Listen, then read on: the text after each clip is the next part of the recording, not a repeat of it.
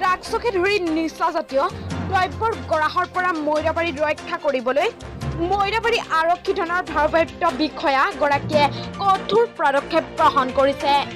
যুদ্ধং দিহি মনোভাৱেৰে অপৰাধীসকলক কৰায়ত্ব কৰিবলৈ আৰম্ভ কৰা অভিযানত আজি মৈৰাবাৰী থানাৰ ভাৰপ্ৰাপ্ত বিষয়া জীৱন মৰাণৰ নেতৃত্বত এটি দলে দুপৰীয়া 12 বজাত হাতীমূৰীয়া ছাগলাতল চাৰিআলিৰ ওচৰতে থকা কুখ্যাত ড্ৰাগছ ব্যৱসায়ী বাহাৰুল ইছলামৰ ঘৰত অভিযান চলায়।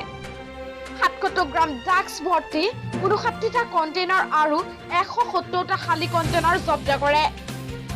যদিও ড্ৰাগছ ব্যৱসায়ী বাহাৰুল ইছলাম পলায়ন কৰিবলৈ সক্ষম হয়, ব্যৱসায়ীজনে পত্নীক আটক কৰে।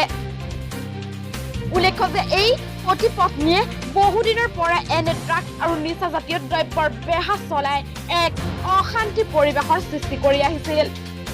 মৈৰাবাৰী আৰক্ষীয়ে এনে সফলতাত স্থানীয় ৰাইজে সন্তুষ্টি প্ৰকাশ কৰিছে। ইপিনে আজি আৰক্ষী বিষয়াগৰাকীয়ে সাংবাদিকসকলৰ আগত মৈৰাবাৰীত ড্ৰাগছৰ বিৰুদ্ধে অভিযান অব্যাহত থাকিব বুলি মন্তব্য কৰে। মৈৰাবাৰীৰ পৰা মনিৰুল ইছলামৰ ৰিপৰ্ট, প্ৰতিদিন লাইভ।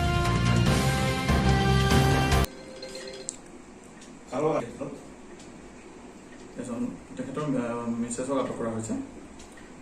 আৰু কিবা বস্তু পাইছে নেকি তেখেতে ঘৰত? ড্ৰাগছৰ বাহিৰে তেনেকৈ পোৱা নাই। কণ্টেইনাৰত আমি ছাছপেক্টেড ব্ৰাউন চুগাৰ পাইছোঁ আৰু কিছুমান খালী কণ্টেইনাৰ পাইছোঁ। কিবা গাড়ীবোৰ আছে নেকি ঘৰত? কিবা গাড়ী চাড়ী পাইছে নেকি? তেনেকৈ পোৱা নাই। পৰৱৰ্তী পদক্ষেপ কি হ'ব আপোনাৰ এইটো? ইয়াৰ ওপৰত এটা চমুটো কেছ ৰেজিষ্টাৰ কৰা হ'ব আৰু লিখিত ব্যৱস্থা লোৱা হ'ব। আৰু বাকী অঞ্চললৈ লিখিত চলি আছে বৰ্তমানলৈকে? সেইটো কণ্টিনিউ ড্ৰাইভ চলিব। আমাৰ ড্ৰাগছৰ ওপৰত কণ্টিনিউ ড্ৰাইভ চলি থাকিব। যেনেকৈ ইনফৰমেশ্যন আহে বা আমি যিমানখিনি পাওঁ ৰাইজৰ সহযোগত আৰু আপোনালোকৰ সহযোগত আমি অভিযান চলাই এইদৰে মানে